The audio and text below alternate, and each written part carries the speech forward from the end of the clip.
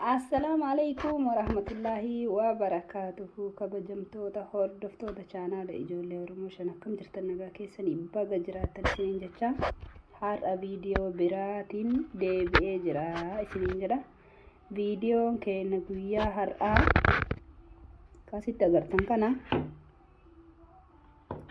aanan xixiqqaa kanarraa dhadhaa baasuuf inshallah.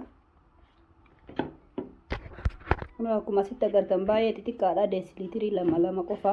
Deesiliitira 4 jechuudha walitti.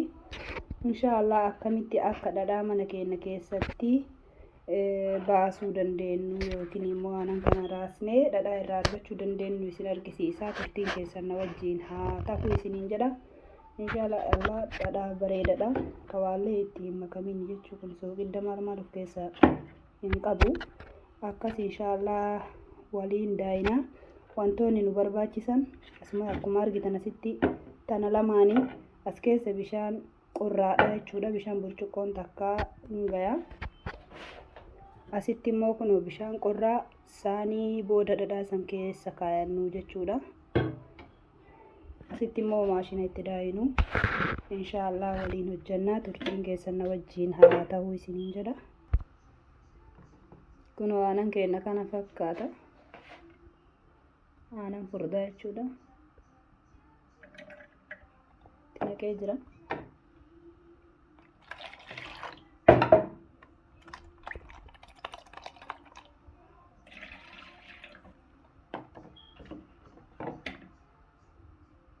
Aanan lammataati.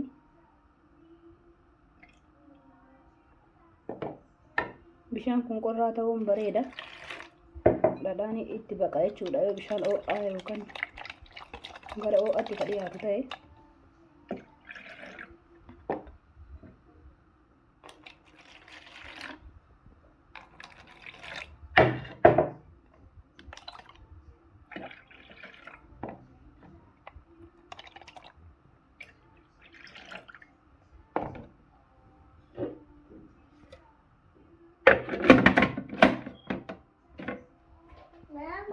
Kappoo isatti karratti godhanna. Kun lamarra kaa'ee jira. Tokko irratti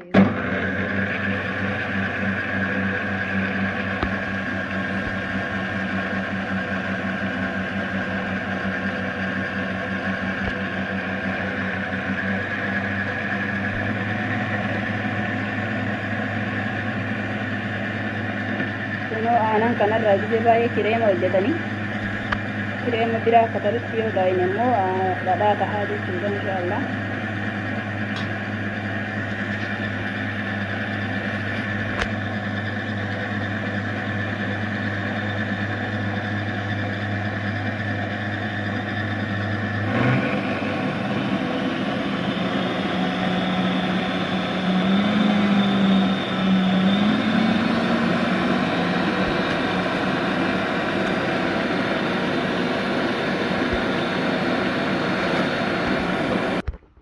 Amma oomochaa'ee jira.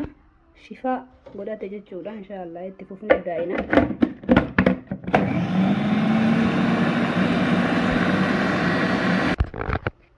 Amma kireema ta'ee jira jechuudha. Furdate keek irratti godhan san tahaa jira. Haga san bira darbutti hin daa'ina jechuudha.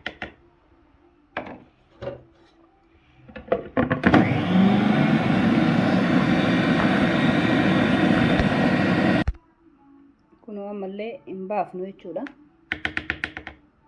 Itti fufnee daakuu qabna jechuudha. Hedduun banee waan isin agarsiisuuf dhadhaan hin baanee yeroo biraa kan jenneef kun sadarkaa kanneen kana keessa taree gara dhadhaatti jijjiirama jechuudha.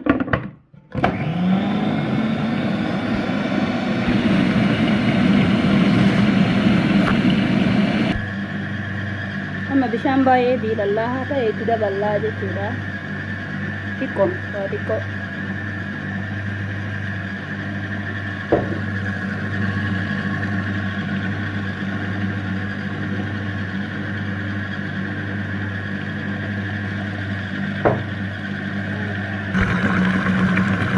Hordoftoota kiyyaa amma sagaleetti dhadhaa ba'ee fakkaata. Inshallah banneen laalla. Bismillah. Kun amma akkuma argitan dhadhaan kophatti bahee jira jechuudha. Inshallah xiqqoo itti deebisna walitti wal haa qabatu.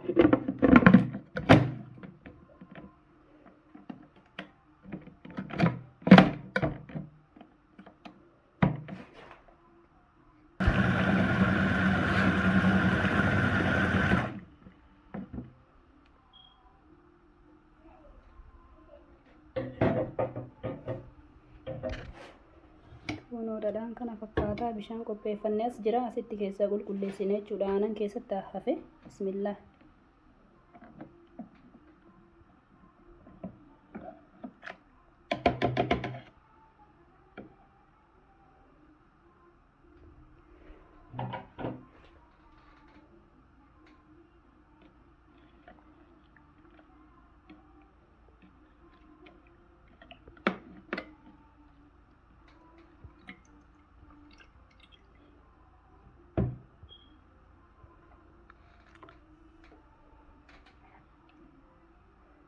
Argitanii jirtan dhadhaan kophatti keessaa bahee jira jechuudha.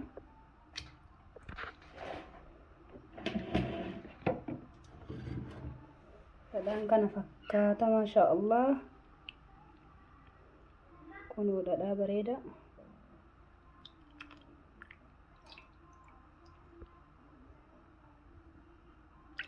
Aanan illee hedduu keessatti nafne bishaan kana baay'een booressine jechuudha.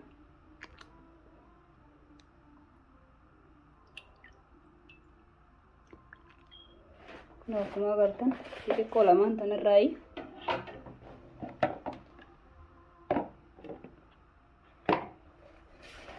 dhadhichi kana fakkaata maashaallah tabaarakallah. Inshallah yoo ka isinitti tolu ta'e like godhaa, subscribe godhaa, maatii kennataa warra amma dura maatii kennan tahin share godhullee walii qoodaa isiniin jedha. Kunoo biyyaan baa keessatti dhadhaa dhabneen hin jiru. Akka biyya keenyallee ta'uu baatu ka horii faranjillee ta'u garuu dhadhaan ima bayaa jechuudha. Maashaallah hedduu jaaladha ofii kiyya. Kunoo dhadhichi kana fakkaataa mee harka isii irratti xaxaa'ee isin agarsiisa.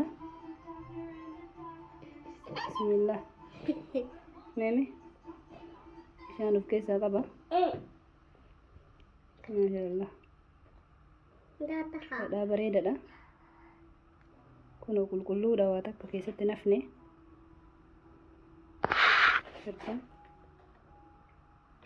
Kunoo gizee dhiqatoo eddan dura sa'a tokko dura akkatti kaayanna mataan nama lallaafaa taha.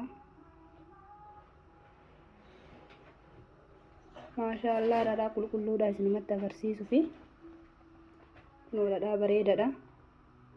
Haxaatu feenan matatti fuula faa haxaatu barbaannan galgala haxaatanii ganama yoo ofirraa dhiqan baay'ee bareeda, baay'ee qulqulluudha, namatti tolaa isiniin jedha. Ka Oromoon dhadhaa akka malee jaalataadha yaada. Akkasii waan daawwattaniif hedduu galatoomaa. Walii qoodaa, share godhaa isiniin jedha, like godhaa, subscribe godhaa, hiriyoota teessanillee daddabarsaa isiniin jedha. Viidiyoon keenya guyyaa har'aa kana fakkaataa. Kun ijoolleen xiyyeetti taphatoo eegalte takka irraa dhiqee jira garuu deebisi. Kunoo meeshaa akkanaa kanatti irraa naqadha jechuudha. Ka hagaa xaayatan.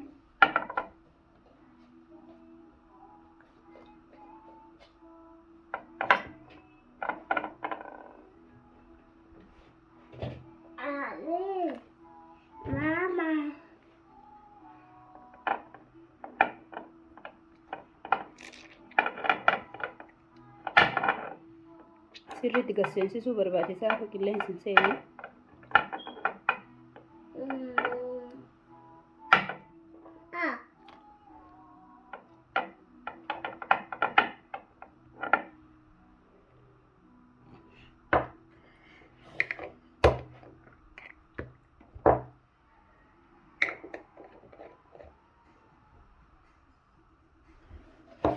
Kana fakkaata jechuudha. Viidiyoon keenya guyyaa har'aa kana fakkaata. Inshallah barumsa irraa argattan jedheetini yaada. Koomentii kennadhaa, yaada keessan kennadhaa isiniin jedha. Assalamu alaikum warahmatullahi wabarakatuhu. Nagaa hanturaa waan daawwattaniif hedduu galatoomaa.